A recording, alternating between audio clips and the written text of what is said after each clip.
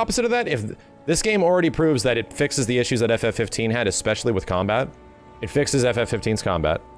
It sort of takes the big linearity issues that Final Fantasy 13 had. Because this game is essentially as linear as Final Fantasy 13, but everyone complained about that in FF13. I don't see many complaints about the linearity of this game, because this game genuinely has great characters that bring you along the whole way. Like, it essentially is a more functional Final Fantasy 13 in many ways, because they copied Yakuza. Very smart. And then they took the combat of what was FF15 and made it way more responsive, right? Way more direct. Stuff like that. So, it's like FF10. I'd argue that's pretty similar, you know? I'd argue FF10 and FF13's games are pretty similar. This game just took Yakuza and was like, hey, we'll take it the way Yakuza's functioning. Like, the way you go from place to place and get new thing to new thing. Like, most of the Final Fantasy games are linear as fuck. But this game definitely is. This game definitely has, like, classic old school game design. And, unfortunately, I don't think it's a detriment that's bad enough to make this game not fun.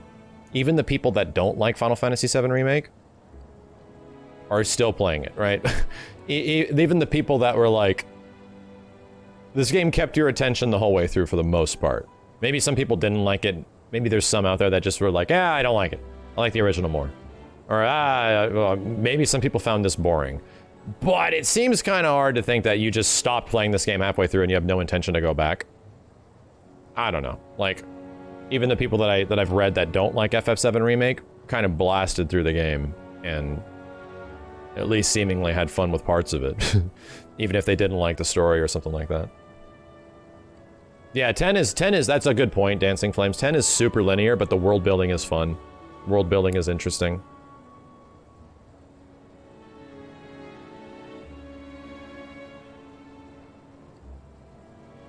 Oh my god, Vorpal Sponge, 5,000 bits, Jesus.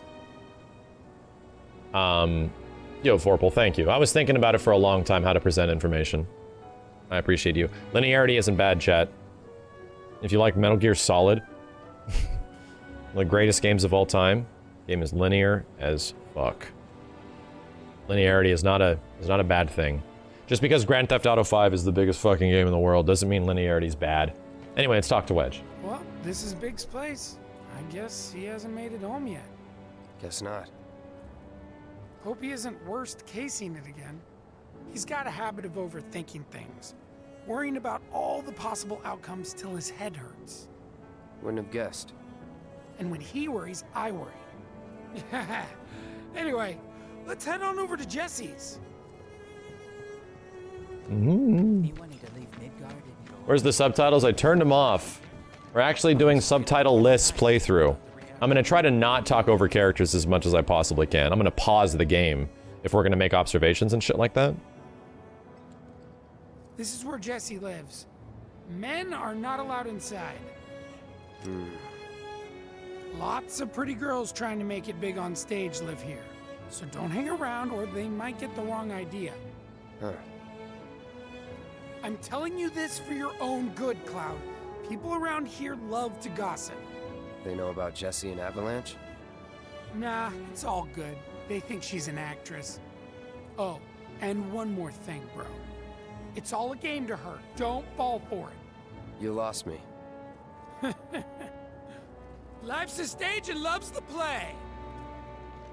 There is a funny observation someone told me on Twitter, how Jessie uses performance and acting to hide the parts where she's uncomfortable, right? To hide the parts where she actually has like character flaws, so she doesn't appear weak. She sort of gets on this very cute, very, you know, flirty persona where she just seems like she's super into you and stuff. Yeah. That's actually a good point. There's a couple of parts now that we've seen and talked to Jessie a few times where she uses that as like a defense mechanism, and it's very true. It's super true. There's the part where the best example is when Cloud goes back to his room and Jessie's waiting there, and she's like, "Hey, honey, good to see ya. Glad you're home." And Cloud's like, "What?" And Jessie gets like really depressed inside. She's like, can we just talk about this? Like she's already uncomfortable the fact that she has to talk about this stuff, so she's like coping with it. And then she has to like, right? She has to like now address it and deal with it. I'm like, this is good character development. They thought this shit through. You know about the secret reactor jobs? Even people from the I'm gonna try to find some live-in work on the plate.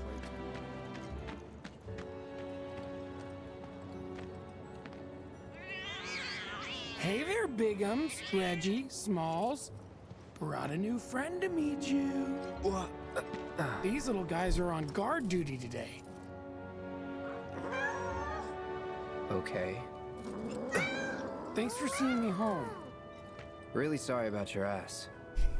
It's all good, bro. It's kind of weird when you call me that.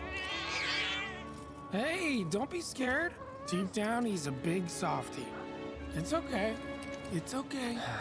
Good job, guys. Great work. Really Aw, sorry I about missed your you ass. too. Oh, big Really ups. sorry. Acting so tough. The characters are great. They're really Hey, good. you, Reggie, you are just Kind of weird when you call me that. Do you want a belly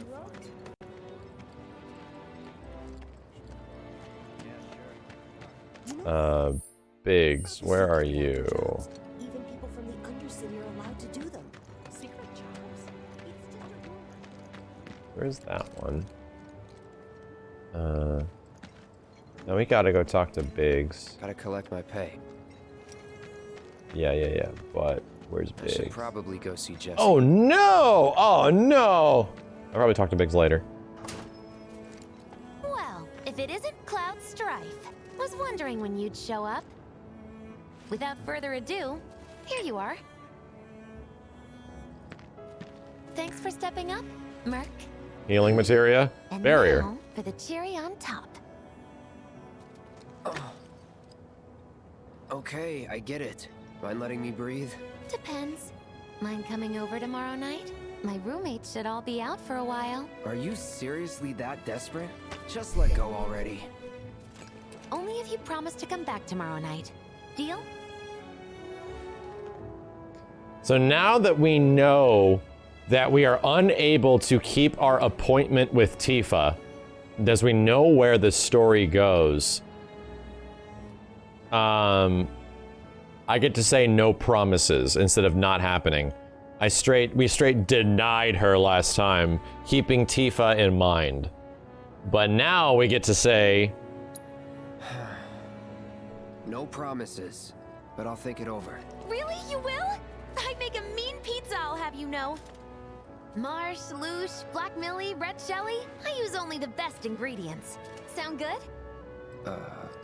Never heard of any of that stuff. Oh, you are so adorable, you know that? You just leave everything to me. It'll be great. Nighty-night. Psych.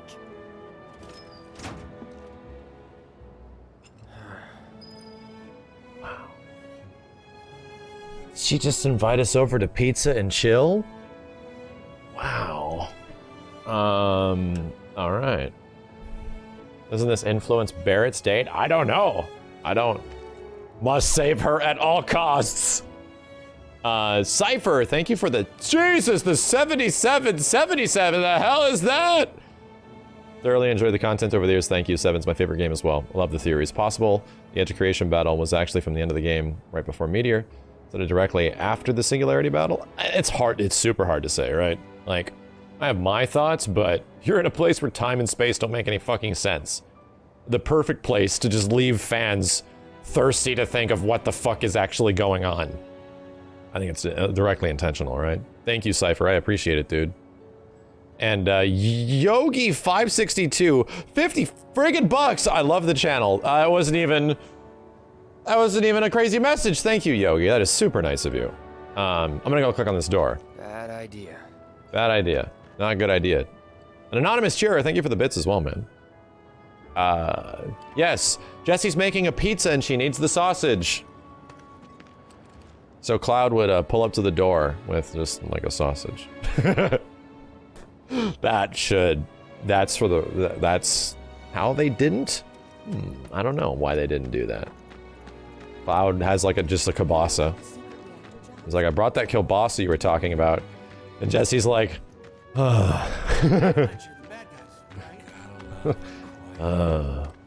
Jesus, Cloud. That's the wrong fan fiction, right? It's a bathtub. No sharks in the bathtub? Well, I gotta go to bed. Oh, we're about to get some super lore shit. We're about to get some intense lore shit, chat. You ready?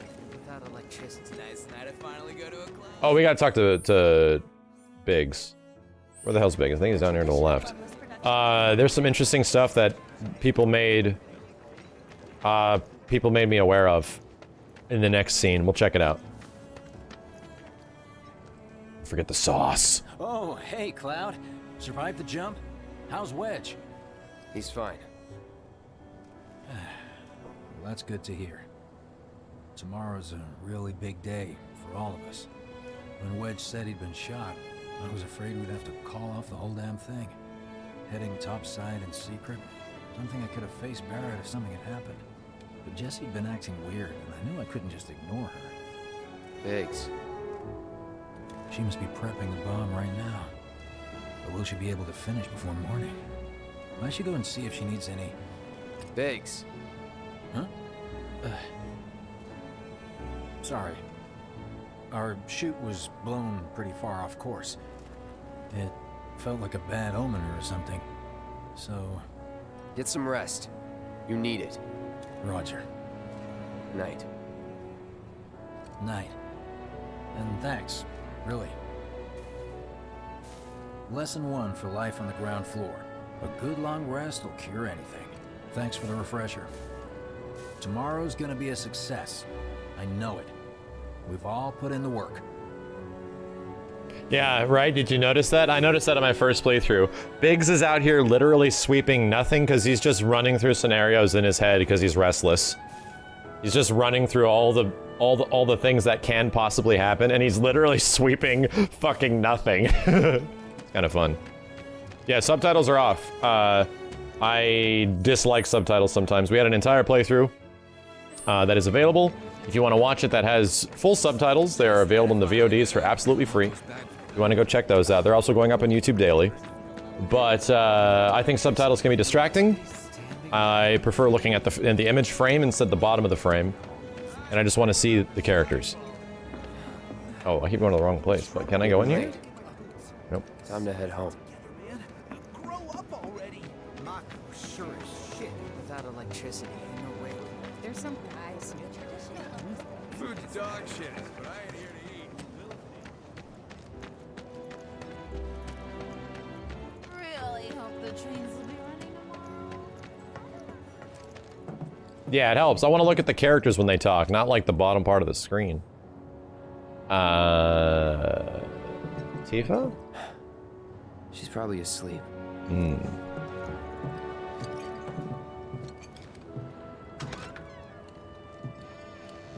So, big moment here, lore-wise, and there's a pretty crazy observation that someone made and made me aware of.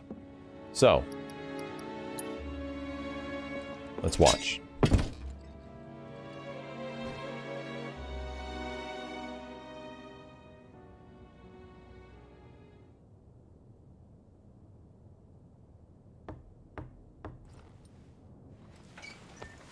Cloud? Yeah, You were out for a while. just walking. I ran into Johnny, by the way. Said not to worry. He was getting out of town. Oh, that guy. You weren't thinking of leaving Midgar anytime soon, were you? Well, seems this old friend of mine's in a tight spot. A long time ago, I said I'd be there for her. Made a promise. So...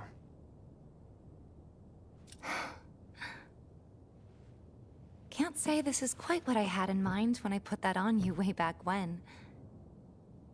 if you want to talk, I'm listening. Huh? What's with you all of a sudden? With me? Like you're losing that hard edge. That bad? Not at all. I like it. Maybe Marlene won't be so scared of you next time.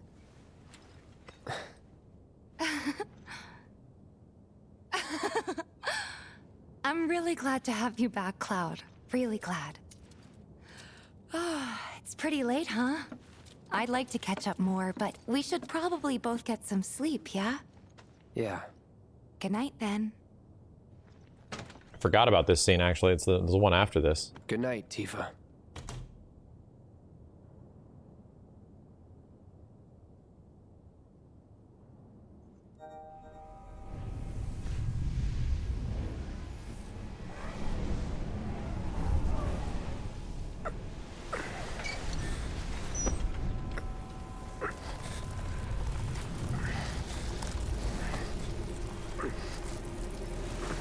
Sleep and dream the sweetest dreams.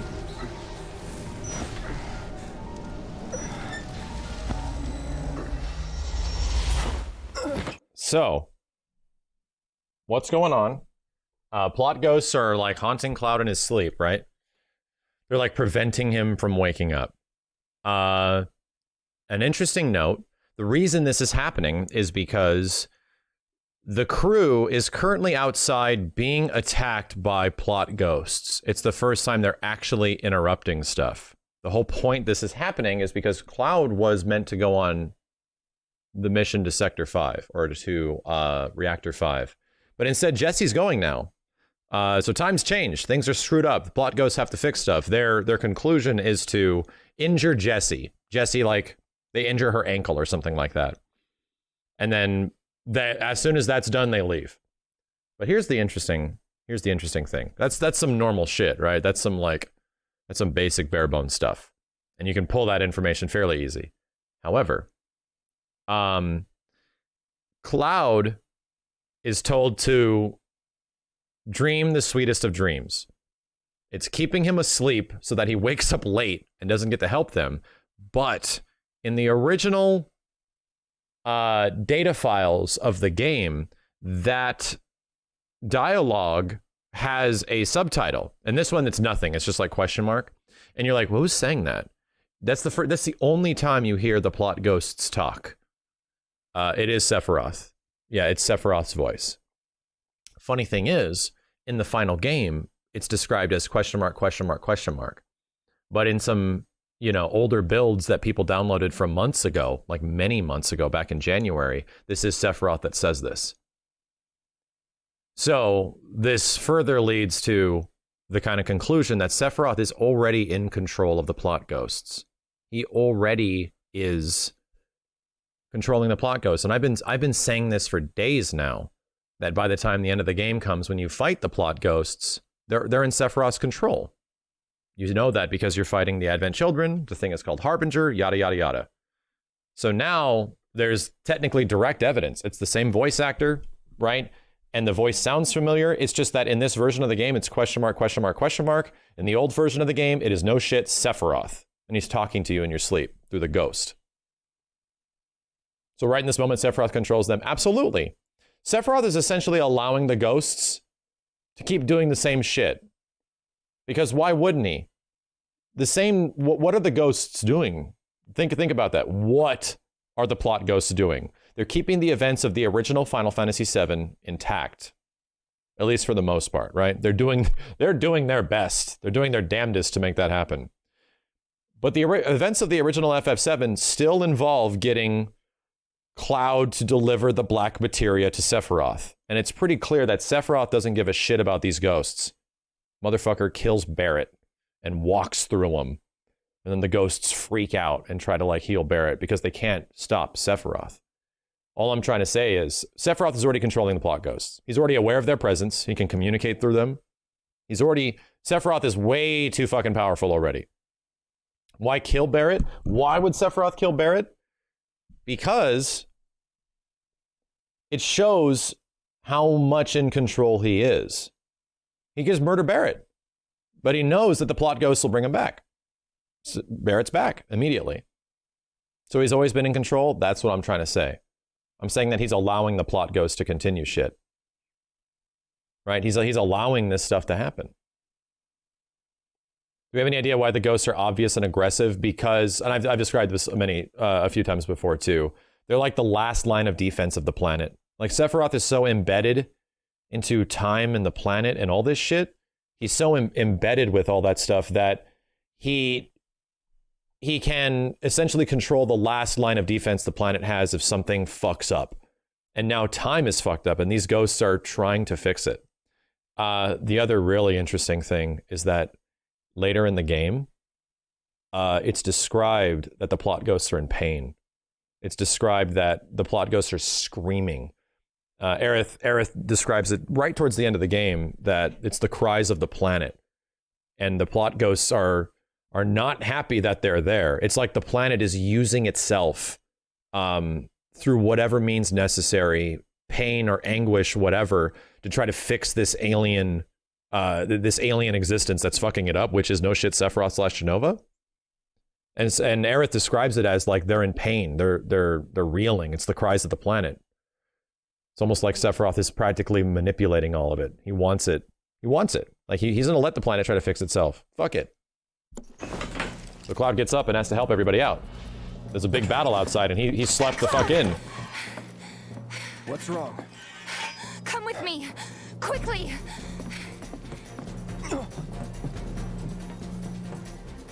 We were getting ready to set out when those things showed up and came after us.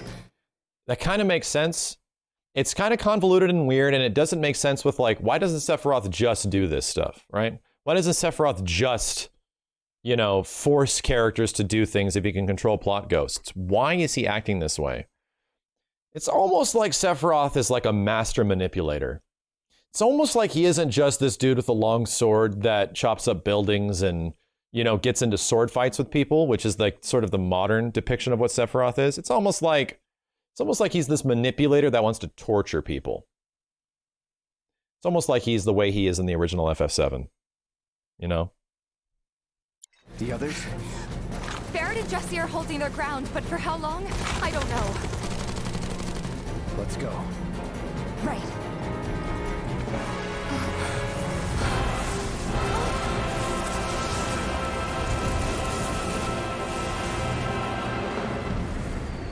Ready? You know it.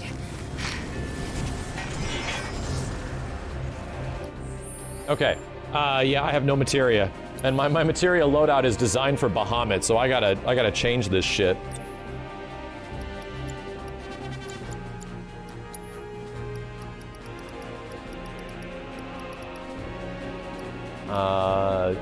2070. Parry, steadfast block, HP up, what we don't need. All of those on. And we don't need refocus right now.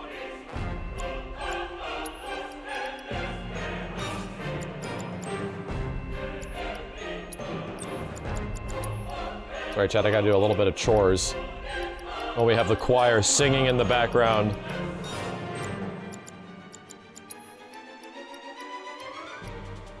I really do like the Whisper of Fate's theme. I think it's cool. It's a new theme and it sounds good. Yeah, I put Bahamut on. I think I put Bahamut on Cloud. I have to go back and check. Sorry, let me focus on this right now, chat. I don't need to level up anything anymore. Anything. Let's go to an easier menu. Each of you get 1 HP up. And I'd like to level up another HP up on you guys while we're doing that. So. Cool. Barrier, chakra, healing, magnify, elemental, one of my elementals.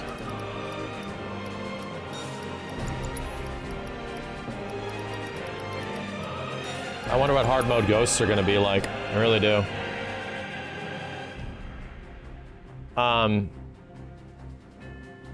The chanting is also similar to one of the end version of One Winged Angel. A little bit, yeah. I mean, a little bit. Music in this game is very spoilery in terms of like what's going on.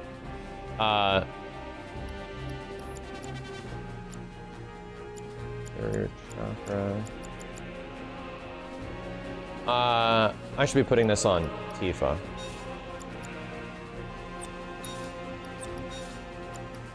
Give Tifa elemental fire. Let's flip cloud, elemental lightning.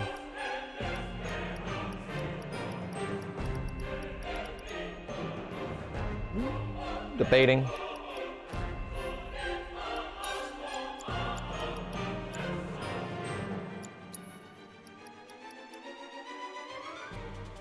How do I work the save? I don't think the save progression will work. I think they'll give you a bonus, right? If you do a whole bunch of stuff or certain things in this game going to the next game, and you have save data on your system or, you know, PlayStation Network or whatever, I think there will be something. But I don't think it's going to be like you start level 50 here, you go to level 50 there, right? I have some ideas of where they're gonna mess around with shit.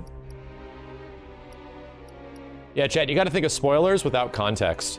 Spoilers without context is much different. You don't know. In all honesty, Zack and his presence at the end of this game isn't really a spoiler. There's no context to him being there. It's more confusing.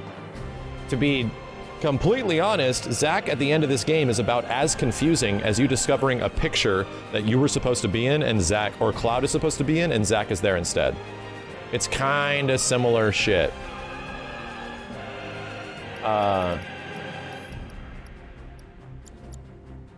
I want to do MP. I wanted to do MP absorb poison. I wanted to try that.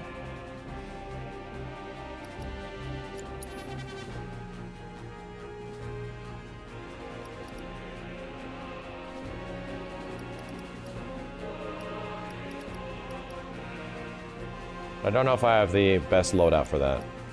Chakra Fire, HP up, parry, prayer, luck up. You know what? No, I need to do, one character needs... We need Raise. That's what we're missing. I'm an idiot. Arise. Yeah, we need Raise on both characters.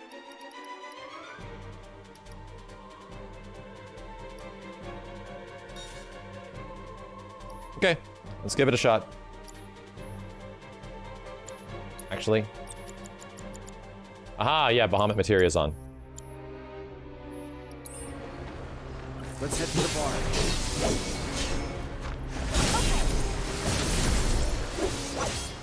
Okay. Is this even working? All set.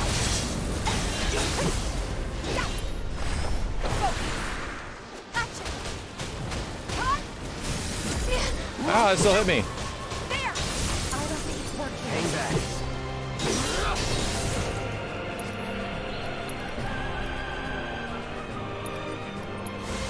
Bring it. Get ready. Found. Okay, let's go. Don't think you'll walk away from this. Keep it up. This is stupid. I like it how the characters actually refer to the ghosts as like, this is stupid. Like, it's funny how the characters in-game even think the ghosts suck. I think that's interesting, right? Even our characters are aware that this, what the hell are these stupid ghost things? It's on you. Taking over. There. There's way too many of them. It's like how the characters like are aware like the player. But these ghost things are weird and they're terrible. Roach is a annoying asshole. Why is he so annoying and crazy? Literally crazy.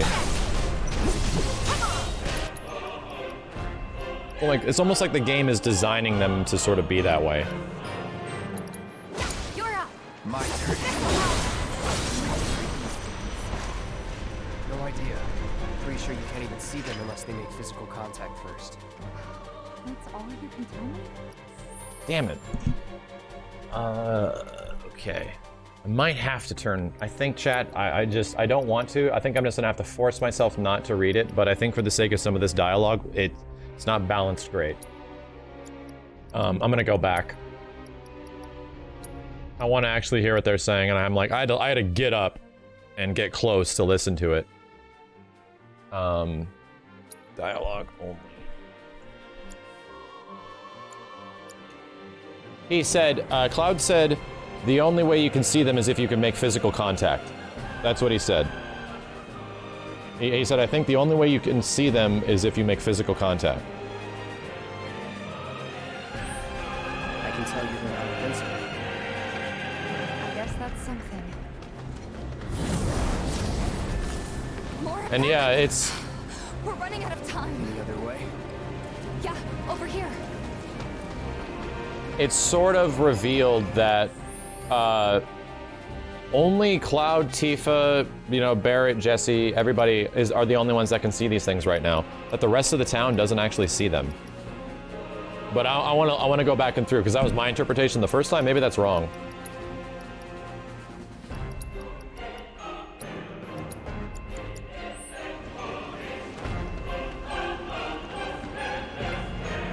Again? Are they trying to stop us from reaching the others? Cloud, this way. Oh, you gotta be kidding me. It's like trying to fight a hurricane. Stay on your feet. You don't have to tell me that. Jesse couldn't see them yet at the tower, right?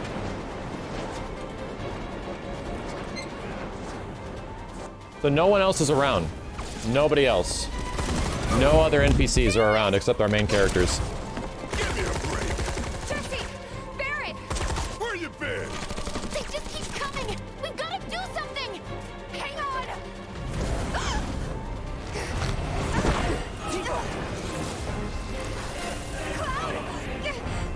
Getting Cloud away from Jesse. Cloud has, like, you know, he's powerful enough to take out these things. Say goodbye. Don't overdo it. I got it.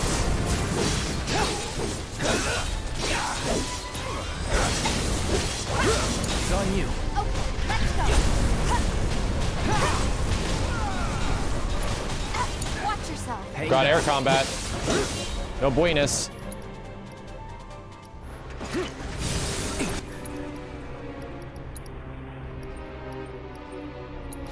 Keep it together. Let me handle it! What is it doing now? Feel the heat! You ready? God. There's no escape left! Taking over. All right, it's over. Here we go.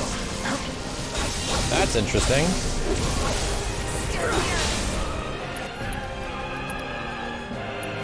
It's on you. I got this! Buzz off. Bring it!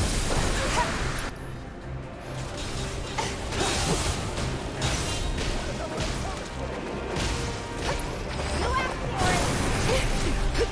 Bingo! So this Ow. thing's not gonna give up without a fight, huh? Let's make it move! Try this.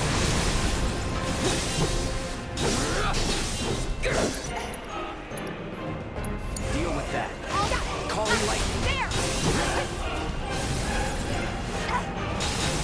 Oh God, air combat, please no. You're out!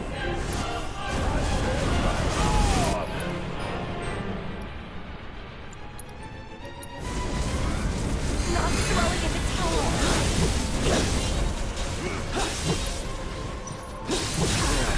God damn. Be careful. Take the lead. Let me... Big fast! Heads up!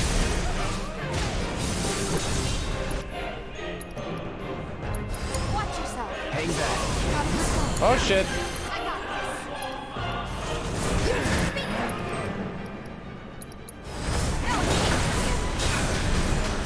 Bring it! Give him your all! Give it up!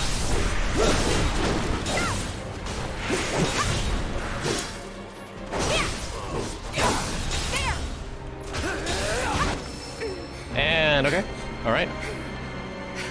Oh, was a Tifa item. Okay, cool. How's your ammo? Running low.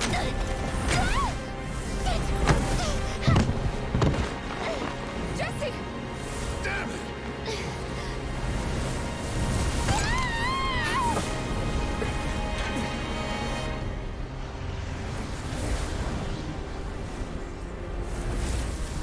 So yeah, plot ghosts injure Jessie, preventing her on going the mission, on going on the mission, so Cloud can be the one to take her spot. You okay? Me and my 2 left feet. Easy now. What's going on? What's happening? We ain't putting on a damn show. Yeah, people are just staring at him. The hell were those They didn't see things? him. Some kind of, I don't know. Guess I shouldn't be surprised, though. Never can tell what weird shit'll come crawling out of the scrap down here. That's actually a funny. I'm curious if you can die to the plot ghosts here, right? Considering how they are working thematically, did they Metal Gear it, right? Did they think that far ahead? Is that some, damn it, Snake, you can't do that. That's a time paradox, right? I'm curious if you can actually die to the plot ghosts, because even that fight was actually kind of easy, even on hard mode, right? Even on hard mode. Everyone in Avalanche in that fight saw them. Everyone in Avalanche, just nobody in the neighborhood seemed to see it. It's those reactors. I'm telling you. It hurt? Wish I could say it didn't, but yeah.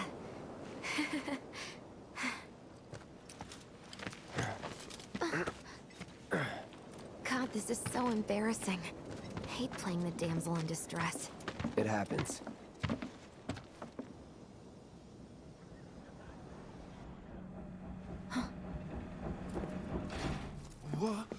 What did you do to your leg? Does it hurt? Not nearly as much as the fuss everyone's making. Still, I think you ought to avoid putting any... I'm fine. Oh. That's enough. You're out, Jesse. Huh? What about the mission? We already sent Biggs in, remember? Don't tell me you're thinking of calling it off. No, we got this. The hell you do. If you need someone to step up, I'm your man.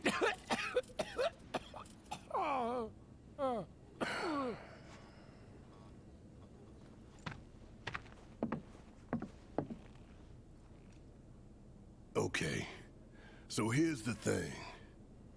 I'm gonna need a raise. Consider it done. All right, everyone. That's for Clouds in. Marlene's The schooling. mission is on. Go and raise some hell for me, okay? Listen, Wedge, I need you to hang back and guard the home front, What? But I'm in perfect health. which makes you the perfect choice to look after Jesse and Marlene. Hey. Let's get this show on the road to Mako Reactor 5. Once you got your gear in order, head to the station for the meet. Got it?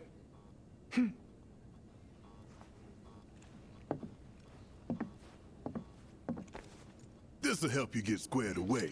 Don't tell me I never did nothing for you.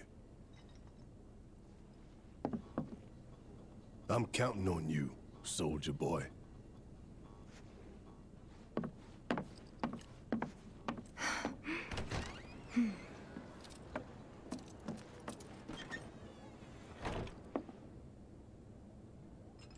So chat, the big question now is that if we took on Behemoth, I'm sorry, not Behemoth, if we took on Bahamut on a solo run, should we take on the Airbuster on hard mode with no modifications? Or are we going to be stuck there forever? Right, are we just going to be on that fight forever? The answer is yes. Yes, absolutely. Of course the chat is going to say yes. That's like asking the chat between flaccid or erect. Of course. Who would ever choose flaccid? With old Wedge in charge, this place will be safer than ever. Good luck out there, bro, and take care. I'm counting on you, bro. Don't let anything happen to the others. Relegated to stagehand once again. I'm starting to think I'll never have a starring role. There's always next time. What's this? Words of encouragement? Thanks. I need them. Hurry back now. You don't want my home-cooked pizza to get cold. She says different shit. Don't be a hero, okay? Just get the job done. Once the mission's over, you gotta celebrate with us, alright? If I didn't know any better, I'd swear those rope things were after me. There it is. Be careful out there. Yeah. Those, And the thing is, our characters don't know what the hell these road things are. Like, Cloud has an idea of what they do. It's like, once you get contact with them, you can see them. But we're in a world where crazy monsters and weird Shinra shit fly out of, you know, the literal back alleys of this place, and then the neighborhood watch has to fight them. So, right, like, they don't really come out as like insane, like, why aren't our characters talking about the fact that we were all just attacked by force ghosts or some weird shit, you know? And it's because the neighborhood watch does this frequently in this game. They actually protect the people of the neighborhood by killing all the monsters. Some monsters came into town apparently. I think they're all gone now though. All right, let's get going. Sure. After you take a deep breath. Huh? I can tell you're nervous. That obvious, huh? Okay, I'm ready now. It's a Cosmo Canyon trek. You're forced to remove one part of the buster. Well, we'll fight the air buster with the smallest removals, you know? So, did you guys see the ghosts? Isn't the watch supposed to keep this kind of stuff from happening? Did any of you guys see the ghosts? You're all here now. Some monsters came into town Feels apparently. like we're at war. They're all gone. I hate to say it. Oh, I need to turn on... Damn it, I have to turn on this shit.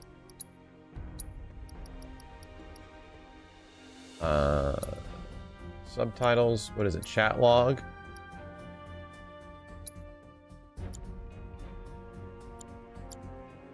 We've got to decide between us and the planet.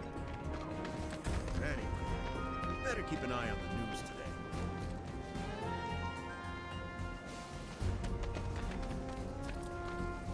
Bruh. Kind of feels like we're at war.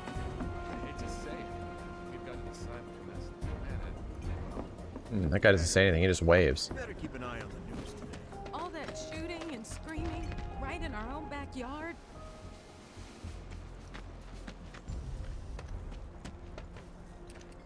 Isn't the watch supposed to keep this kind of stuff from happening?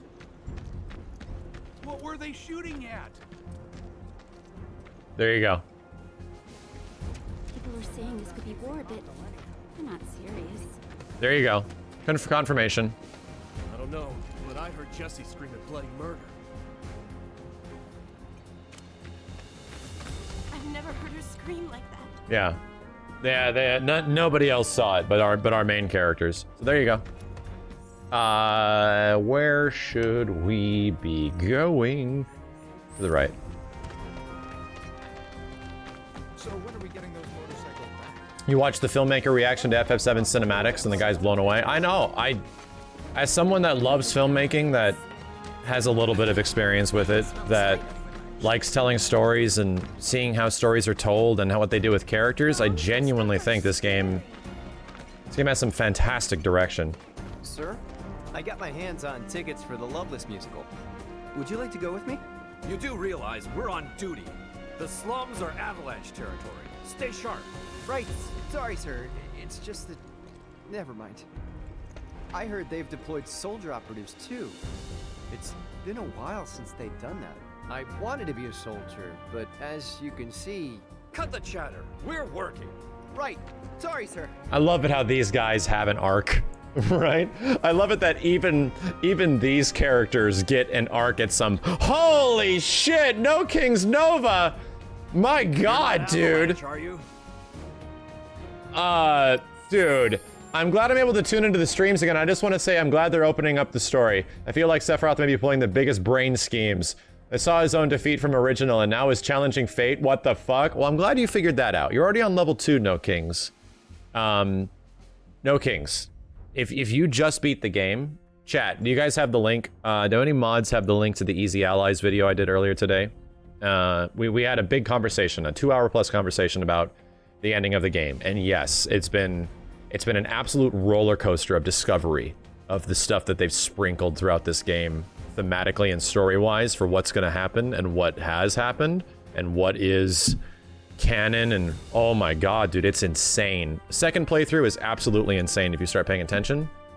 Yeah, Alan and Easy Allies, if you guys have played it, please go watch those, right? I try to be very clear what I think is my theories, but what the stuff that actually has evidence in the game, I try to definitely support as much as I can without having visual aids, right?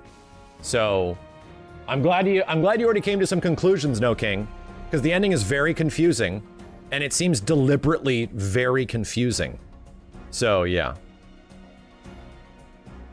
Would I be disappointed if what actually happens moving forward is only like level 2? Not really. No, because here's the thing. Even if going forward, nothing I'm talking about happens, right? Even if going forward, the next game is linear, the next game deviates heavily from the story of the original FF7, Cloud and Aerith, all things happen completely different from before. Do I think it could be better? Yeah, oh my god, I think what they're setting up is really interesting. But if we have the same cool combat and it's expanded, if we have the same amazing music, if the visuals get even better, if all those things that we love about this game already get expanded, I'll still be pretty happy, dude, right? I'm certain Aerith won't die, Slaith? Okay. Because the subversion is that her not dying leads to something worse. Not that you can't save her. Yeah, it's getting crazy, right? I love it that there's these... I kind of love the fact that it's no longer, oh, that girl dies in that game, to in 1997, to now to 2020, oh, is that girl going to die in that next game, right? And I personally think story-wise, the game would be much better if she eventually, you know, finds the same demise, regardless of the game setting you up for whatever. But if the game is handled the same way this one is, with its characters and dialogue and story, then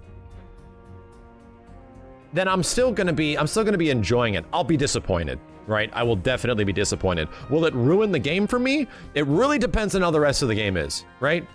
If she doesn't die, they must be setting up for something they must be setting up for something insane.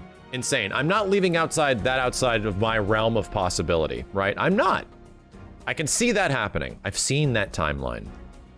However, from a Tori story, from a storytelling standpoint, from the way this game is setting things up already, from all the evidence that is very, very much present in this game, I truly believe the opposite is going to happen.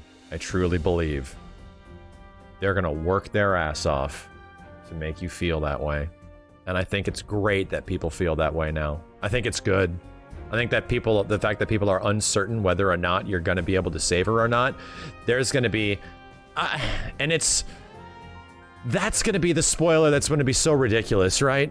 Like, this game had a ridiculous launch of like trying to keep secrets away from people and stuff. Imagine the next game when there's like an answer, whether or not we find out whether or not she lives or not, you know? Imagine trying to keep that a secret. Like, fuck! You're gonna have to like go to space or some shit to try to not keep that from just leaking out all of a sudden, right? I love it when games destroy me. The chat. I love it when I get destroyed by a game. So we'll see, right? The only thing is that Aerith dying is pretty significant because she's like the last connection to the planet, right? Her death means more than even a character like Tifa, than Barrett, than, you know, even Cloud dying, right? Her death technically means more because she is the one. Aerith is like aware of shit in this game already. She's already been communicating with the planet in many ways. And she's our last like line of defense seemingly at the end of this game. She's the only thing, you know? So it'll be very curious. The thing is, we don't know. Like, that's the crazy part. Final Fantasy VII Remake Part 2, whatever it's called, Reunion, Rebirth, Remake 2, like whatever the hell it is, right?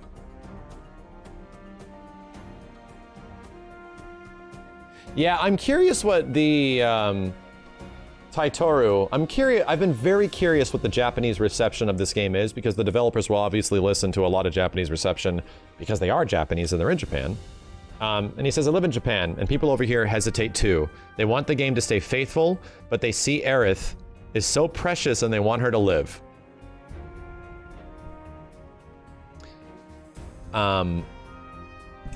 Chat, I'm gonna bring up a clip really quick that's very relevant.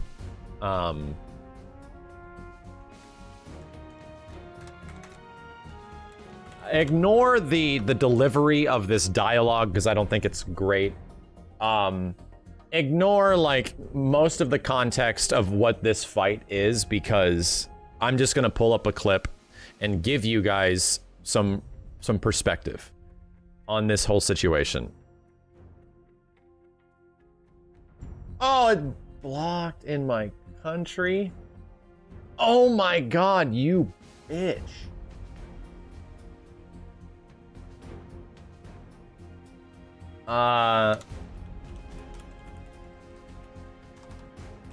Need to get on a VPN suddenly.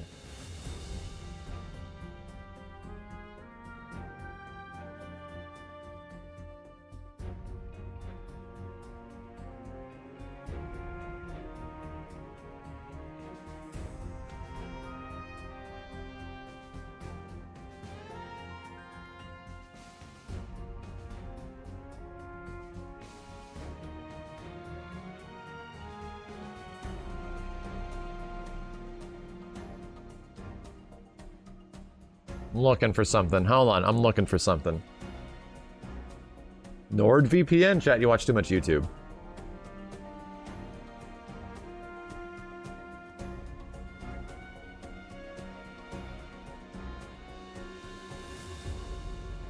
Chat, you watch too much YouTube. Okay, I'm gonna pull this up. I'm gonna pull this up with this whole conversation that we're all having, which I think is a fantastic conversation. I think after reviewing evidence after days and all this open stuff for all these hours that I've spent investing into the story of this game and where they're going. Plot ghosts are blocking you, chat, right? That's exactly what's going on. I would like you to address this scene with the perspective that this game clearly has characters that are from Advent Children the future. Right, this game clearly has a Sephiroth that is from the future.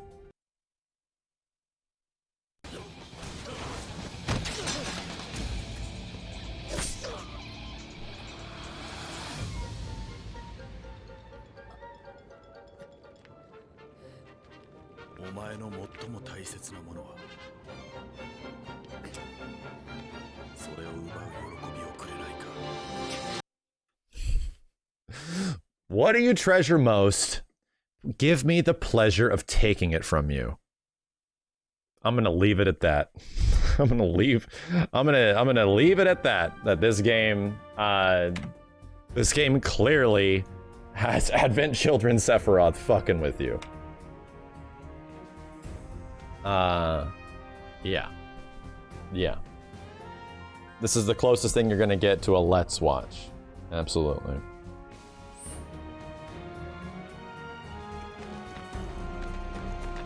It's literally the same Sephiroth. Yeah, he's got the wing and everything. He's got a slight design difference on his clothing, but There are monsters on the plate too, right? for the most part, like a lot of people were trying to convince me earlier that Sephiroth gets a black wing in way before Advent Children. Sephiroth has a black wing in other things. Yes, and other fiction. Yes, Sephiroth actually does have a black wing, like his Kingdom Hearts design and, you know, shit like that.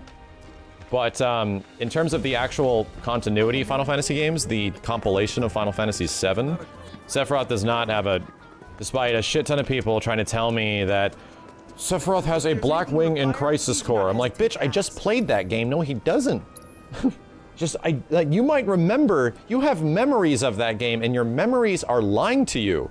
Sephiroth does not have a Blackwing in Crisis Core. You're getting it confused with that weird shit that's happening to Angeal and Genesis. And then you're like, well, he's gonna get a Blackwing. Like, no, dude. Hollander, the stupid-ass scientist, injected too many Nova cells into Genesis, into fucking Angeal. Why do I know this? Because I just played the game and those characters suck. That's the whole reason why they grow the wings and shit. That's why they have them. It's this no shit Mandela effect. You go back and you watch the entire battle with Sephiroth before Cloud throws him into the reactor, there's no Blackwing. There's nothing. I watched the fight earlier from my playthrough. He doesn't have it. The only time Sephiroth ever gets the Black Wing is after he fuses with Jenova in Advent Children. That's the only time he gets it. Once he gets the head of Jenova and Kadaj transforms into fucking Sephiroth, that's when the Black Wing shows up. That's Sephiroth's, like, evolution. But that's the thing, exactly. Sephiroth having a Black Wing is synonymous to the character at this point. It's sort of like, you're thinking of Advent Children Sephiroth. It's already been embedded into your head that, yeah, Sephiroth Black Wing, absolutely. He never has it in Final Fantasy VII Original. He doesn't have it in Crisis Core. He doesn't have it in any other game that is technically critical to the story of FF7 until Advent Children. Technically the furthest in the future that Final Fantasy VII goes. So you seeing Sephiroth with a Black Wing, you seeing Sephiroth in key art with a Black Wing, you seeing black winged feathers, you're just like, yeah, it's just Sephiroth, cool. It's just a redesign. That's what I thought too. Until you realize that that's a direct, after reviewing a ton of shit with a whole bunch of evidence, you realize that it is specifically designed that way because he is from the future. Yeah, Saber Sephiroth has a blackish wing, but he's also a giant orb baby freak monster with 2 heads, right? And then his final version of Sephiroth has a white wing. Sephiroth only ever actually, in fact, he has 2 wings, right? He has either 2 weird, right? If we're talking about, like, long story short, yeah, he's not some one-winged angel. He's this weird freak baby thing with some head on a head and all this shit. Like, I'd have to go back and look at it to tell me, like, no, he isn't there. And it's not even actually Sephiroth yet. It's like a form of him. So all I'm saying, chat, is that you thought that it was just a redesign, right? The whole point is that this entire time you were under the presumption that, oh, it's just a redesign of Sephiroth with a black wing now. That's kind of, I even said that back in like 2015, 2016, when they 2017, I think, when they showed it. That's kind of weird. Hang on a second.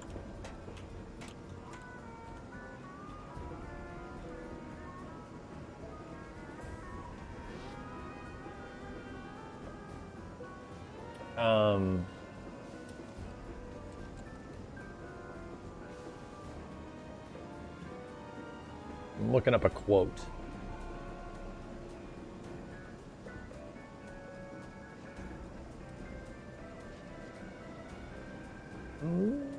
Looking from a quote from Kitase, back when it was first shown.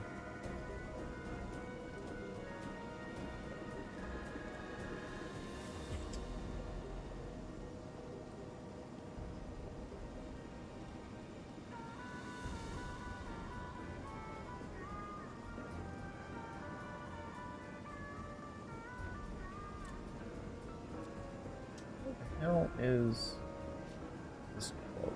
Hang on. I'm looking it up. Where can I find my Crisis Core playthrough? It's actually here on Twitch. I'll have to probably turn it into something. Give me a second. I'm trying to look this up. I need to bookmark this for the future.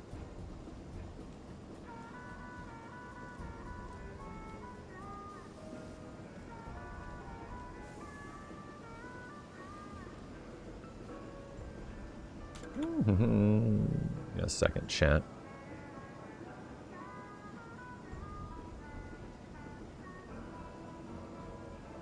Yeah, it's from like 2017 or some shit.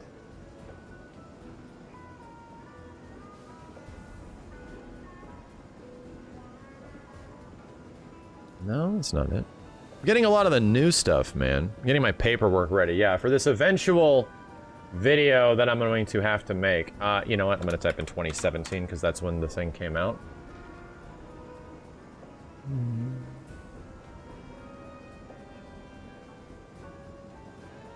God damn, Google and archiving old articles.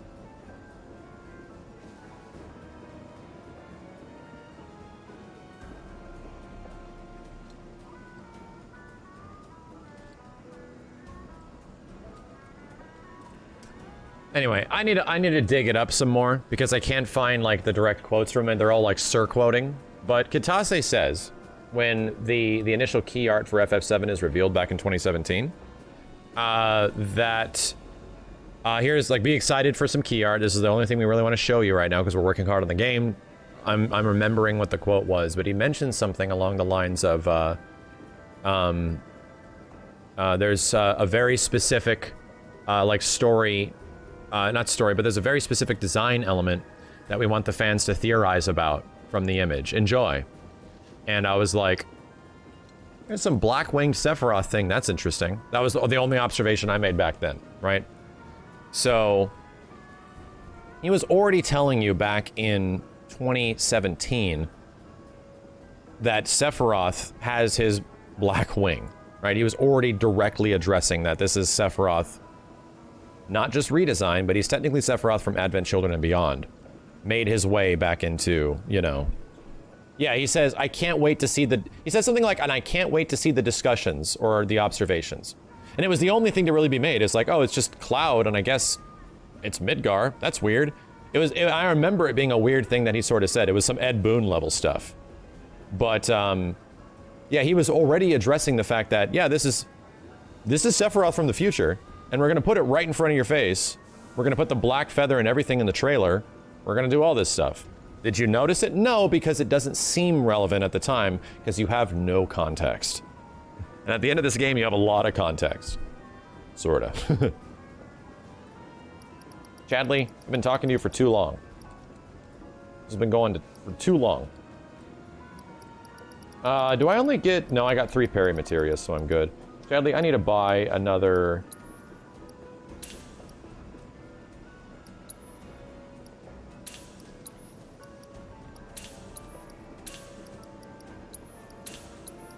I need to buy him out, dude.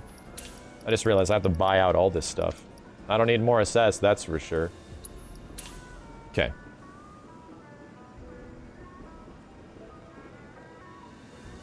Where is this timeline Sephiroth? Still in the Northern Crater, right? His body, his physical body, is still in the Northern Crater. But that's the thing, is that our characters still need to do what they're gonna do. Cloud still has to deliver the black materia. I did beat Bahamut. I accidentally soloed him.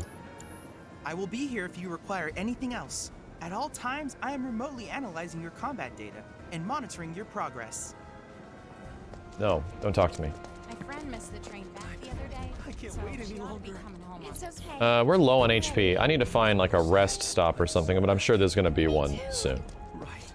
Actually, no, there's not. We're about to get into a train fight. Hang on. Shit. Come on, little guy, don't be scared. Is OG Sephiroth aware of Advent Children Sephiroth? Now here's where this might get kind of confusing. Sephiroth is a constant. Sephiroth isn't like, oh, my younger version, my older version. What they set up at the end of this game with the whole singularity, with the whole, like, edge of creation stuff, I am talking very spoilery shit right now, so if you guys haven't beaten this game, don't listen. But for the sake of this conversation, don't think of Sephiroth as in just his older version and his younger version. Sephiroth is now a constant. He is in control of, technically, they're one and the same. This might get confusing. Yeah, he lives on through a genetic legacy. Like his mimetic legacy, as they describe it in Advent Children. Sephiroth is essentially cellular, you know? He's not just a dude that needs to grab this thing. He can be, as long as he has the approach. He's like omnipresent in many ways. He's way more powerful than he was in the original game. He's technically even more powerful than he is in Advent Children at this point. Because he's no shit controlling fourth dimensional creatures by the end of the game. He's controlling them. Things that control destiny and shit. He's pretty fucking powerful. Yeah, he's essentially turned into Agent Smith at this point. Yeah, and it's not that that is a good point. He is basically Genova. In Advent Children, what happens? They actually get Genova's head.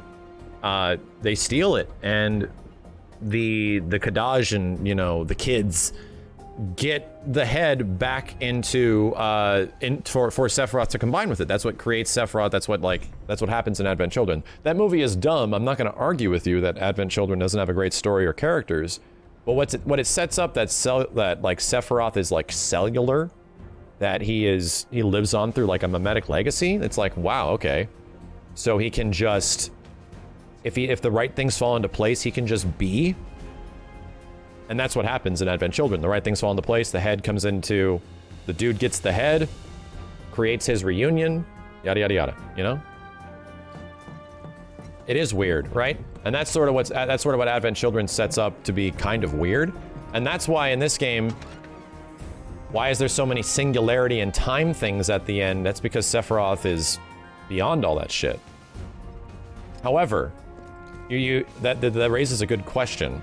Like, my brain immediately goes to, then what the fuck is preventing Sephiroth just from saying, fuck everything, fuck it, fuck you and fuck it, I'm just gonna kill everyone immediately, fuck you and fuck it, just do whatever I want, suck the planet up, I'm just gonna go get the black material, right, I'm just gonna do everything myself. What prevents him from doing that? This is a little girl called Aerith. It's Aerith. Aerith is aware too. Aerith is aware that Sephiroth has this power. Yeah, and Sephiroth still needs Cloud to be like a vessel, yeah. He still needs to like fulfill his fucking goal. Why do you think Aerith acts the way she does at the end of this game? She's like trying to warn you and shit.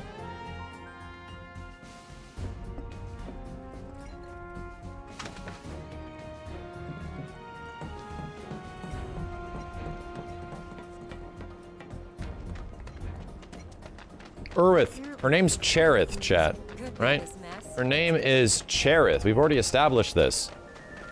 The way she takes down Sephiroth at the end is that she whacks Sephiroth in the back of the head with a folding chair. That's how that's endgame Final Fantasy VII Remake shit.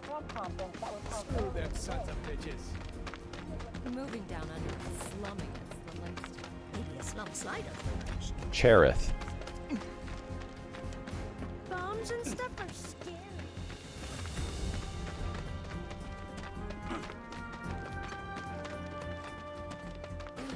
Weird. I'm usually the first one to catch wind of this stuff. You think Aerith... Is it Aerith in the live stream for OG FF7 that is helping the party in the remake? I think it's more like... the live stream is giving Aerith information throughout this game, and as soon as Aerith shows up, I can't wait to start looking and seeing what she says and what she do outside of the beginning of the game, which she seems like aware, but relatively like aware that she's repeating events, but she seems relatively like, you know, a little naive to all of it. I'm really curious to go back to the moments where Aerith is just talking to Cloud in the church, going around, doing things, you know, actually seeing how Aerith delivers some dialogue, how she says some stuff, because I think that's gonna further prove into my theory that Aerith is progressively getting information from the planet as the game goes on.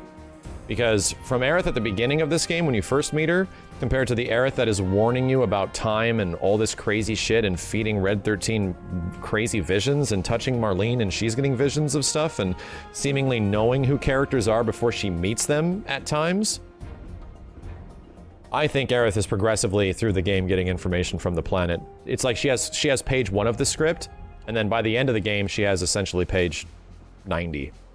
And she seems to be like, okay, everything about this guy is wrong. Cloud can't do this alone. We're going in with you. We're gonna kill him.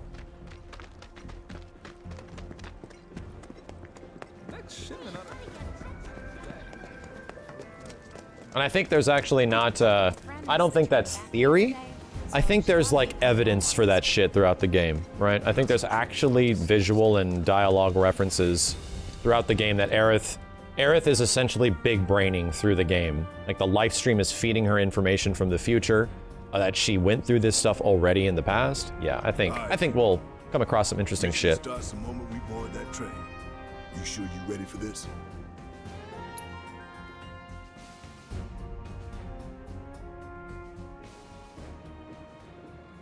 Do you think Biggs is on schedule? All we can do is hope. Today really gotta be the day, huh? Ain't no stopping this train we're on, son. A lot of people risk their lives to get it rolling. Already put the word out, more is coming too. Shut them all down by the day, or we shut another down for you. Ain't on us, not us.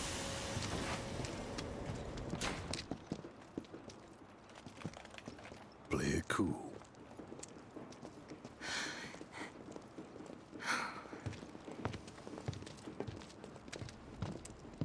He said the thing. He said the thing. I think FF7 original story is a different timeline, and this is like a timeline after. Absolutely, yeah. I definitely do. The only way this game's story exists is if FF7 original happened. This game is a sequel disguised as a remake. Have raised the threat level and entered a state of heightened alert. All lines are currently experiencing delays. We anticipate that our arrival in Sector 4 will be later than scheduled.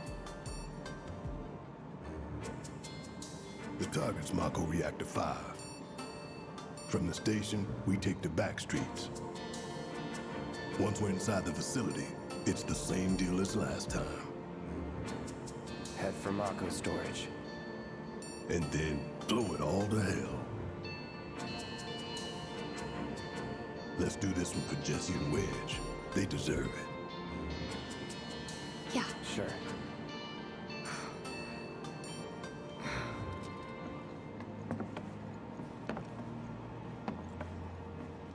Am I happy that I got a sequel to my favorite game ever? I am. You know why? Because I got a sequel to my favorite game ever before. It was a movie. There's barely anyone Not a game. on this train, and none of them look happy to be here.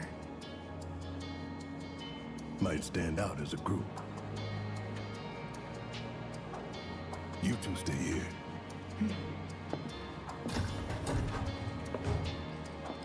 Okay.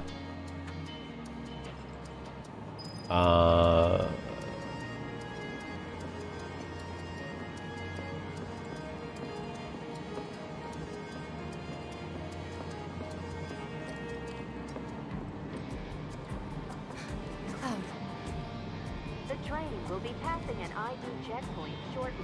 Here comes the first hurdle. Not much of one.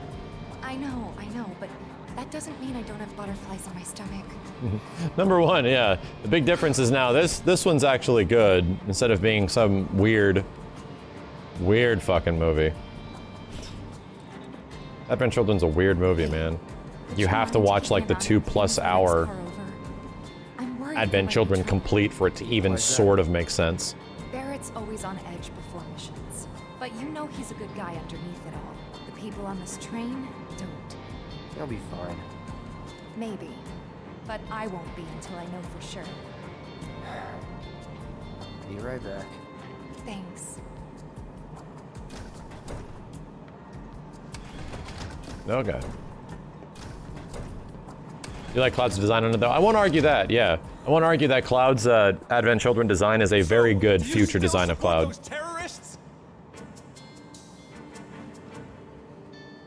Avalanche is a blight on Midgar. Huh? Their bomb threat has thrown our offices into chaos, let alone the reactor itself. It's total insanity! But we won't lose heart. No! Everyone at Shinra agrees. The reactor will stay online. Is that right? What? You got a problem with that? Do I have a problem with that? Oh, you can bet. He doesn't.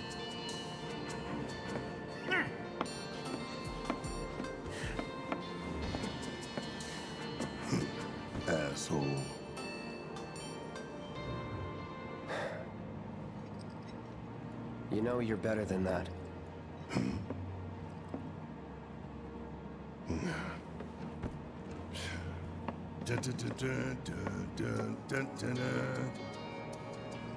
Like it how Barrett says that's Avalanche's victory theme, or like their battle theme or something like that. You know what I really dig about this game too? Is that and Cloud has a piece of dialogue in the game as well. I think we're gonna get it very soon with Barrett.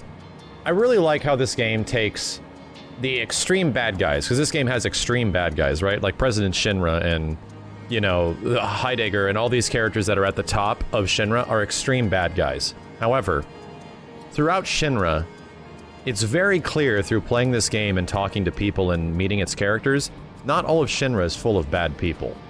People just work. People need to support their families. And we hear of that all the damn time throughout this game.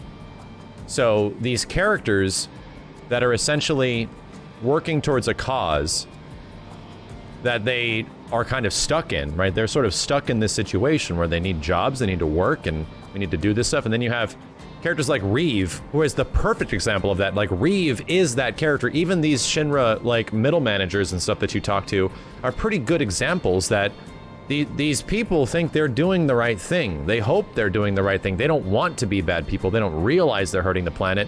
However, the people above them absolutely know they are. Like, the people above are clearly aware and clearly intentions are right? So it's like the higher level of bad guy in this game is very bad, but there's so many other people that compose Shinra. Yeah, funny thing, yeah, Carlos in Resident Evil 3 is a very good example of a great character who thinks he's doing good things, but is doing it for the worst cause. And I kind of love that. You know what I love about it? It paints the picture that the world is not black or white, as a lot of people seem to depict things when it comes to life. Things are black and white. They're one way or the other. They're negative or positive. And when Cloud and Barrett are going down in the sewers, and Barrett is just saying how it's Shinra's fault, it's them, everyone below them, all these people are responsible for hurting the planet. And so Cloud says, I think that's what Barrett says. So Barrett says something very stern, right? Something that's very one way. And Cloud tells Barrett literally, what's it like living in that black and white world of yours? And then Barrett says, it's pretty good. And we have an open spot too if you want to take residence. Or something close to that. We're gonna get the line of dialogue. I fucking love it. What's it like living in that black and white world of yours? And Barrett is straight. He's an extreme. Like, Barrett is an extremist in every single obvious way, right? He is. So he agrees. He's like, yeah, it's good. I like living here. You want in? You know? I kind of love the all walks of life aspect of Final Fantasy VII, you know? I kind of love the idea that you're gonna get presented to characters that have perspectives and things that are completely different than your own, you know? Or completely different than even our main character. And the funniest thing is that our main character's perspective is super fucked. Cloud's perspective is incredibly fucked. Because his is so fucked up. Like, our main character has no idea what the fuck anything is going on and how to interpret it or what to feel emotionally. It's kind of crazy that already we have a character who is just the worst at interpreting feelings and emotions and all this stuff, but he's making observations. He's slowly coming along. So where that goes, I'm super excited, man.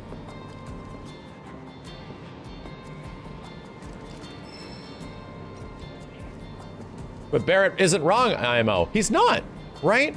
He's not wrong. And that's the wonderful conversation. Like, that's the idea that there's a gray area in between. There's a gray area between, like, right, being an extremist and blowing up things and affecting the people of others, and then the extremist on the opposite side. Like, there's a wonderful story of Barrett where he eventually realizes through Final Fantasy VII that he had to become a monster to destroy the monsters, right? He had to become, in many ways, just as bad as the bad guys in order to make the changes that he wanted to see. And he has this cool revelation much later in FF7 where he realizes that he took things really far. Yeah, right? It's great. And a lot of people demand black or white. Like, a lot of people demand things to be that way in life. And as someone on the internet, I can tell you that is absolutely true. That you can't like a little bit of Marvel Infinite and then dislike others. That doesn't make any fucking sense. I dealt with that shit for like a year, chat. I kind of love the fact that this game addresses that shit. I have nothing more to say to you and your friend. The Sector 4 officers got the worst of it. Everyone's panicking over there.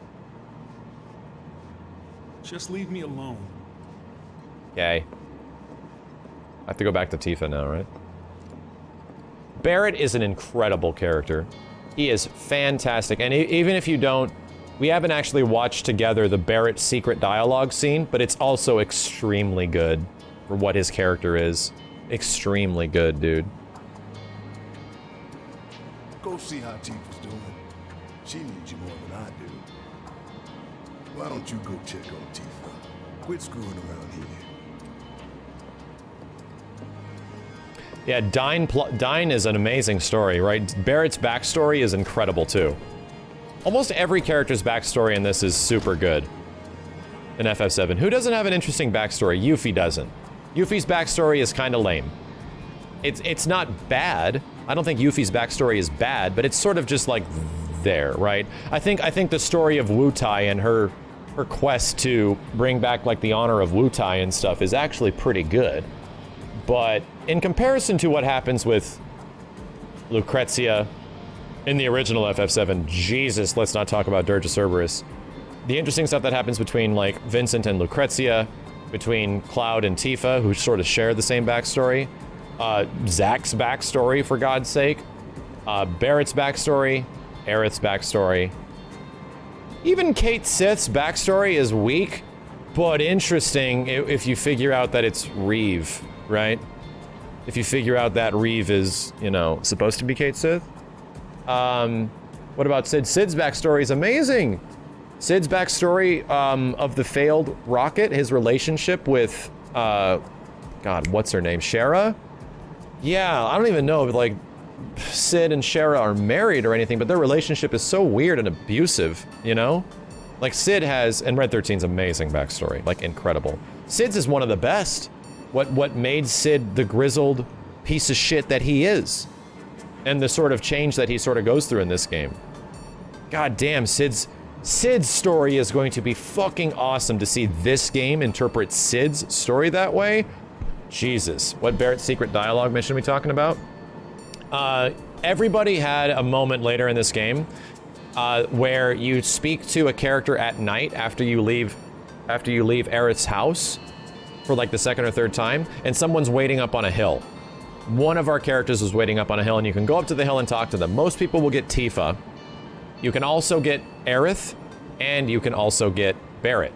And they all have different things. And you only get one per, like, technical chapter run, or, like, playthrough. Chapter 14. Yeah, it's called Resolution. Cloud goes up and talks to 3 different characters. And depending on your choices, it's gonna be one or the other. It's actually pretty dope. So it encourages, like, replays and stuff like that. You have to figure out, I don't know how, I don't want to know how, but yeah, you gotta figure out which character to get. I didn't get Aerith. Aerith is the most critical plot, right? Aerith is, in terms of, like, what's going on with this story and where this story is going, Aerith is just telling you, at that point, what's happening.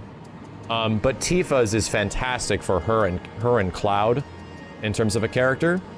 And Barrett and Cloud have a great fucking moment. Fantastic moment. So it's all good. Like, that's all the storytelling in this game is super good. Until the dump truck fate thing shows up in the end. Anyway. Emergency ID scan in progress. Huh? No way! Emergency ID scan in progress. Unauthorized IDs detected. Threat level critical. Inspection and containment sweep initiated. Yeah, Bugenhagen's gonna be a big character in future games. He's a big character in the first game.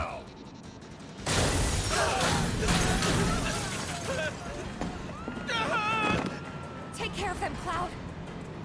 On it. I think I have lightning too.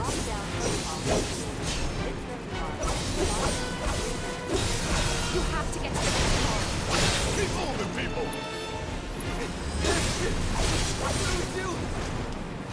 Two.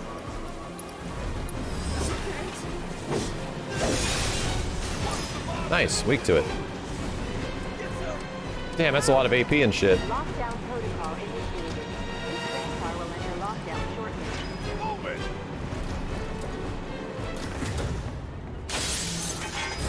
Dude, Plitzkid's like, bruh, I cannot wait for the huge weapons in Midgar. Like, I just thinking of how this game is going to handle weapons, like the weapons of the planet.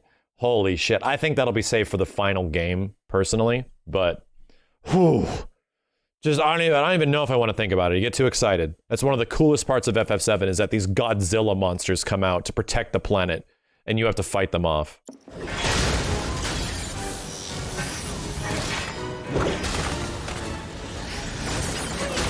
have to get out of here! What are you doing? Trying to keep you alive.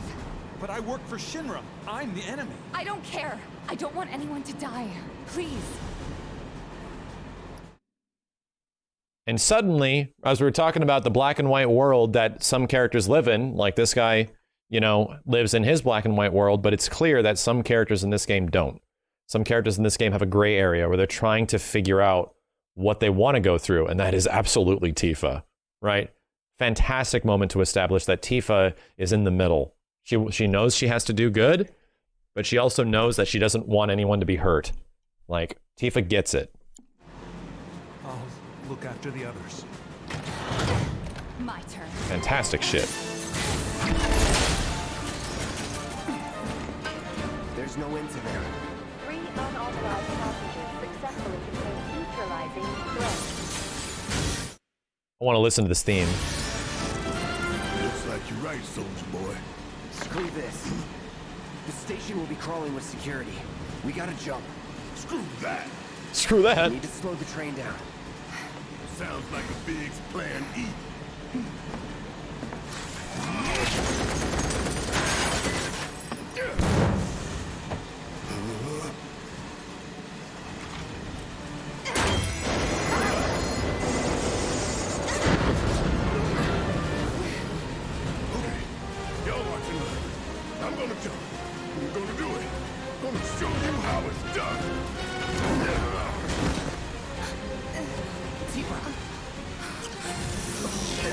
Barrett just eats shit.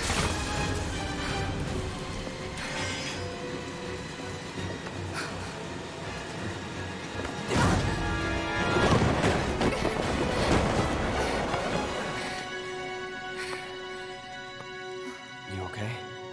Yeah. What a great fucking scene, right? What a great scene. All right. You ready? Ready. And that's what I mean. I've been saying this for years, right? I've been saying this for years. This is a good scene.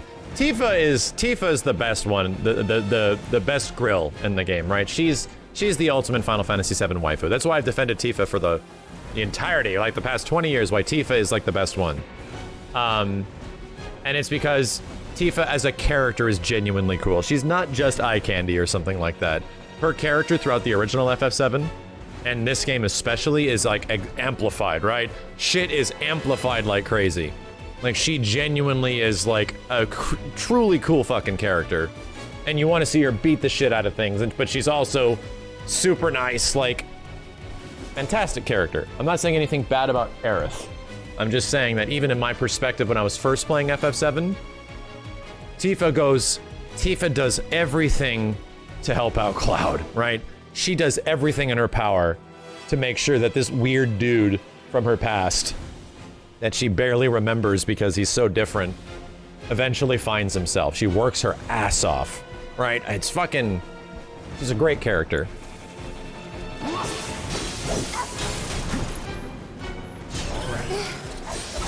Oh shit. Keep it together. I got this. You're up. These guys have way more health than the dudes that were just down below.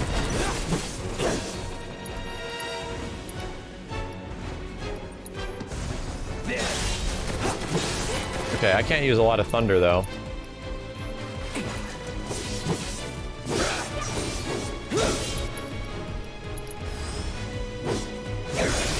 Okay, that is a lot of damage. Okay, let's go.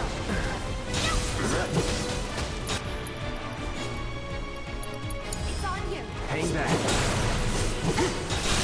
Damn, Cheat Trap! Oh my god, the stagger on Cheat Trap is crazy. One could say she's great at handling the books. That was such a weird, like, what? Great at handling the books?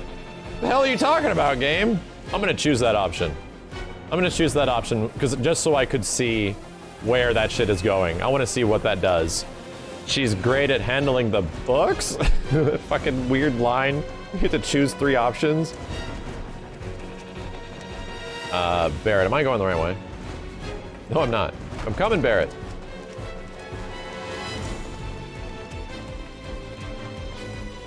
Did I choose that option last time? No, I didn't. I said she's a great fighter.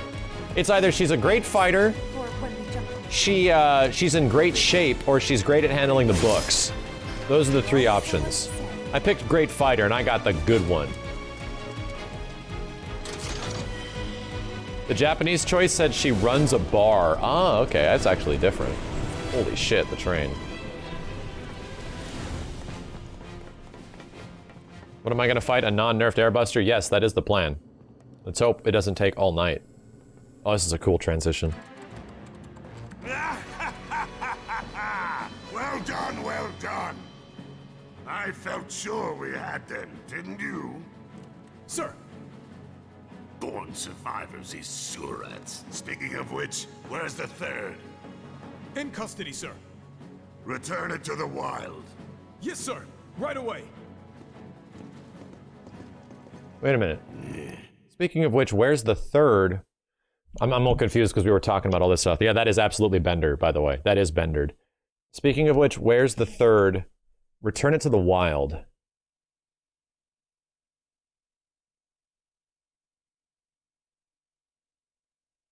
Huh. Marcus Phoenix as well? Yeah. What is he talking about there? Is he just talking about Barrett? Yeah, he's just referring to Barrett, I guess. Is he talking about Biggs? I guess they don't know about Biggs. I think they're just talking about Barrett. Yeah, I don't think we should look into much to that. Yeah, are they talking about 3rd class soldier Roach? I think he means the 3rd of the group. Anyway.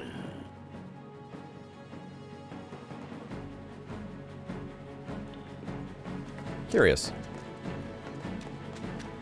Yeah, that's the thing. Roach is 3rd class, so they referring release the 3rd class soldier.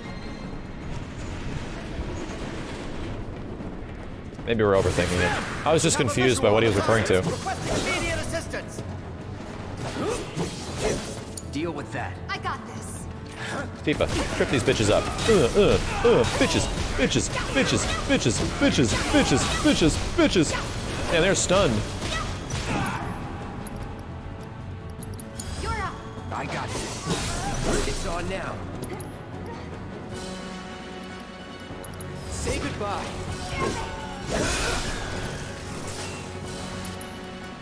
I'm through with Still you. here. That didn't work. It's on you. Okay, let's go. Gotcha. Come on. Yeah.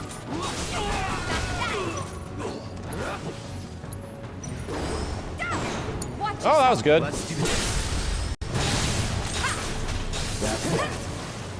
That's a win. Is that Tifa with Deadly Dodge? No, that's Tifa with Parry. Tifa and Parry is almost required materia. It's incredible. It gives her one of the best mobility options in the entire game. In fact, I am telling you, chat, right now, you're gonna see a lot of speedruns of this game with Tifa and her parry. People will try to remain in combat as long as possible through a zone, and she's just gonna do her parry slide the whole way. Because it's faster than running. He's close. Come on. There. Barrett, Tifa, could use some help here. we're coming. Make it quick. Should be some stairs over there. Yeah, Barrett's parry sucks. It is not good. Cloud's is okay.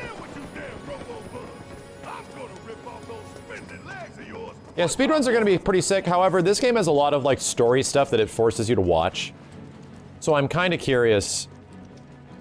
Dude, Austinich, am I enjoying the game on playthrough 2? Number 1, hard mode's amazing, right? Hard mode's great. Number 2, the game has New Game Plus. So we've maxed out our character levels and we're making optimal material loadouts and stuff for everybody. Number 3, this game has some extremely interesting shit to pay attention to on a second playthrough, story-wise, and that's what we're doing right now. It's been crazy fun. It's been crazy fun on second playthrough. This is one of those games that easily could have just been you play it once and that's it, but man, this game wants you to go back and play more.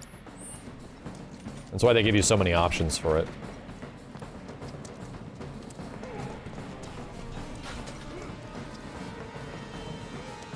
Yeah, I'm 69 hours in right now, and the max level is 50, yeah. End choices, yeah, end choices. I'm 69 hours in right now, so... I'm watching the cutscenes though, so that's gonna take a bit longer. And we're only on chapter 5 right now, and there's like, what, 18 chapters? Oh, 69 hours. Nice. Train was fast as shit. That doesn't sound good. Let's go.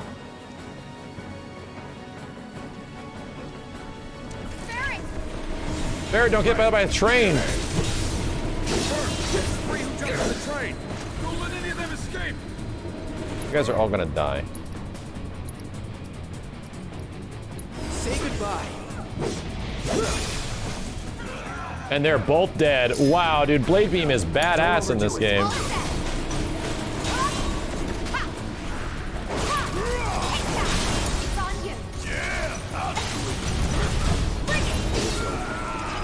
Okay. We're gonna have to give Barrett a proper loadout. That's gotta be the last of them. I like it how Cloud grumbles. Who cares? We can take them. Now let's confirm our position and get back on mission. That reactor's waiting.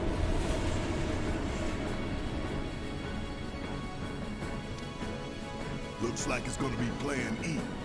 Chat, one of the things I really appreciate about this game, and I was talking with Kyle Bossman on the Easy Allies podcast the other day, and he pretty much summarized why some of the funny elements in this game work, and some of the weird cringy characters sort of work, and the weird moments that would normally be cringy in other games work, is that this game doesn't take those moments seriously. Like Barrett going da da da da da da da da, to have Roach being like, my heart's full of fire. I'm doing a very bad Roach impression, but my heart's full of fire and it burns to scorn your face. And Kyle had a good observation. He's like, the characters are aware of it, right? Even the freaky ghosts and stuff.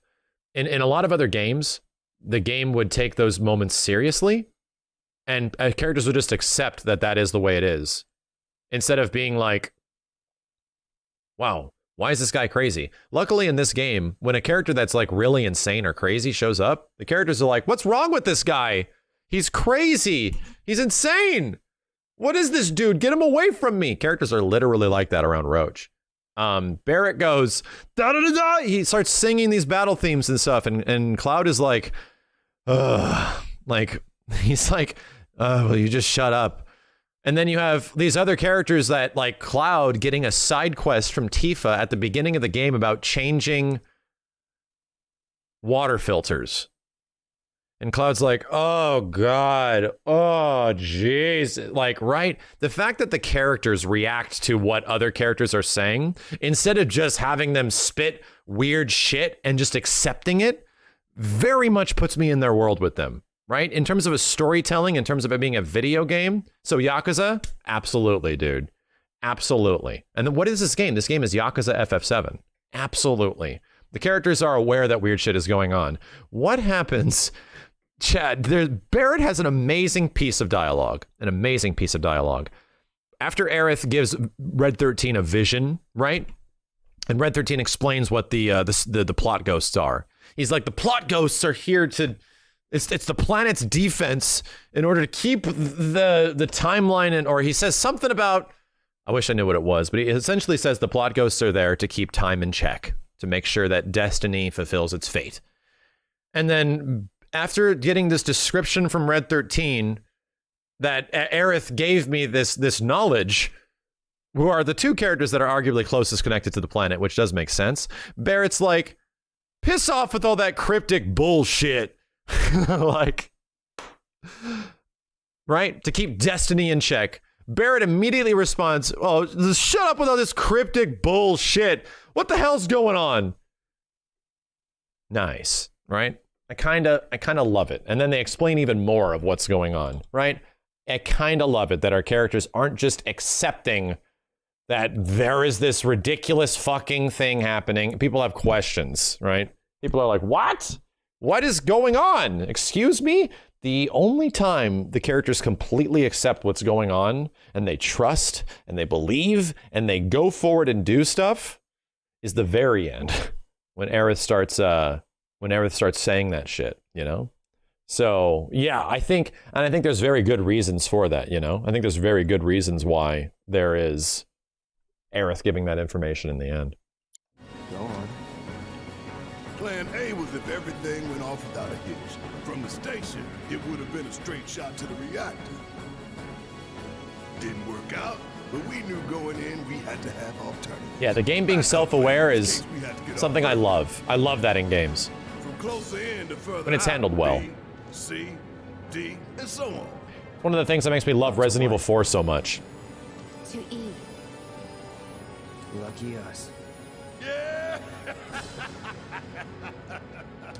You're damn right. Anyway, we were riding the train between Sector 4 and the main pillar when we had to bail out. And we ended up on the adjacent line, which should take us to Reactor 5. like your friend fought a house? Like, I love it how self-referential and aware the game is when you fight Hell House. Like, that's the kind of tone that is brilliant in this game. Like, that tone is incredible. And now the Hell House is shooting chairs. What is even happening? We don't know. Like, the game is super aware. Like, it's fucking great, dude. That's right. So for now, we follow the tracks. Not too far, though. Need to switch to a different route before we hit the station. Because you can bet your ass it's going to be crawling with security. Yeah, I'm going to be looking for this this stamp line here. Move. There's a piece of dialogue that Barrett has about stamp that might not have paid attention to before. Route, so don't worry about getting lost. It's a straight shot to victory, people. All we gotta do is tank it. Where are those chairs even coming from? You have nothing to worry about, sir. Preparations for the grand finale are proceeding without incident. I have the utmost confidence that everything will play out as you intended. Yes, of course. I will not fail you, sir.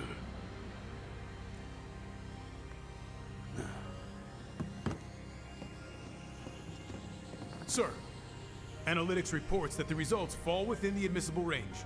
However, the casualty rate significantly exceeds previous projections. Oh, they're talking about the plate falling. Remind me what your job is. Is it to question the wisdom of your superiors and bemoan your personal hardships? Sir? Huh. Casualty rate. You think I care about the casualty rate? They're pawns in a greater game. If your stock runs low, then go round up more from Sector 3 or wherever else. Use your head and bring me solutions instead of problems for a change, yes? Sir. He's talking about stock running low, go round up shit from Sector 3 or somewhere else. The stock running low at the result of the plate falling is how many Shinra soldiers are going to die in the plate fall.